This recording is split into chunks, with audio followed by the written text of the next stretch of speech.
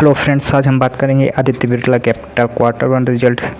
40% profit growth, क्या आप share में आएगी तेजी। आदित्य बिरला कैपिटल ने क्वार्टर वन फाइनेंशियल ईयर 2027 में शानदार नतीजे पेश किए। कंपनी का कंसोलिडेशन नेट प्रॉफिट सालाना आधार पर 40% बढ़ा 11,075 करोड़ पहुंच गया, जबकि पिछले साल इसी तिमाही में यह 839 करोड़ था। इसके साथ ही कंपनी का रेवेन्यू भी 29% बढ़कर 14,731 करोड़ हो गया। क्वार्टर वन फाइनेंशियल ईयर 2027 की मुख्य बातें। प्रॉफिट में 40% शानदार बढ़त, नेट प्रॉफिट 1175 करोड़, पिछले साल 839 करोड़, रेवेन्यू 14,731 करोड़। यह प्रदर्शन दिखाता है कंपनी ने बेहतर ऑपरेटिंग, आर्टिफिशियल और कंसल्ट कंट्रोल में के दमदार मजबूत ग्रोथ हासिल की। लैंडिंग बिजनेस में दमदार विस्तार। कंपनी का मुख्य लैंडिंग प्रॉफिट 32% से बढ़कर 2,29,239 करोड़ हो गया। साथ ही कुल एसेट अंडर मैनेजमेंट 36% से बढ़कर 7,52,745 करोड़ पहुंच गया, जो कंपनी में लगातार बढ़ते बिजनेस का संकेत है। एनबीएफसी बिजनेस ने दिखाया दम। आदित्य बिरला कैपिटल के एनबीएफसी बिजनेस ने शानदार प्रदर्शन किया। एनबीएफसी AUM 1,67,456 करोड़, 28% की ग्रोथ देखने को मिला। लोन डिस्टर्बेंस 21,201 करोड़, 34% ग्रोथ देखने को मिला। Net profit margin 6.07%, return of asset 2.32% बढ़ा।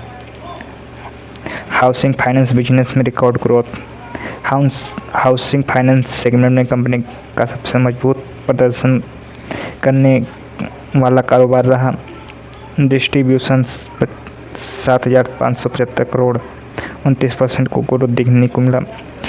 AUM 51,833 crore, net interest income 572 crore की ग्रोथ देखने को मिला। Stage 2+3 loan